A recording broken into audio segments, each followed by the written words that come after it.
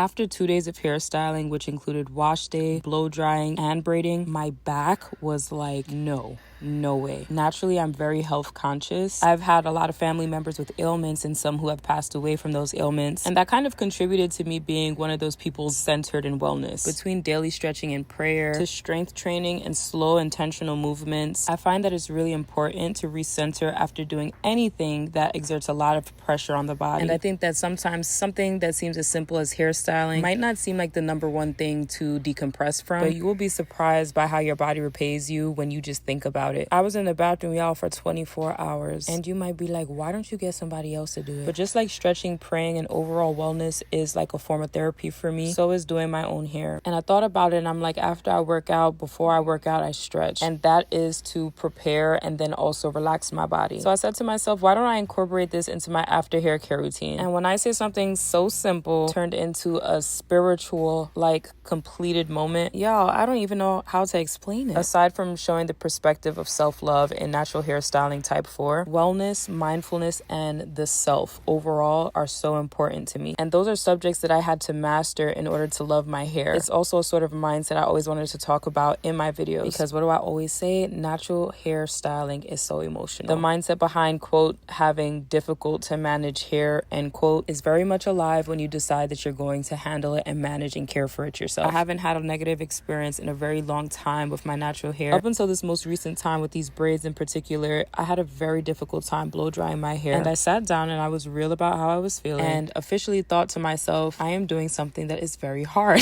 I feel like I became one of those people who never wants to admit it, because I genuinely want people to understand how beautiful our hair is, to see how beautiful it is, and to see how manageable it can be. I definitely want to show off the versatility. But what about the very real times when it's just not pleasant per se in the moment, or if it's just never been pleasant for you ever? I decided that it is valuable to shine light on the unpleasant times, but also how to exercise other forms of self-love during those times. And I just have to say that the whole stretching aftercare thing, I'm 100% adopting this into my aftercare routine moving forward. If you watch this video all the way to the end, I hope that you do something nice for yourself, especially on the hard days.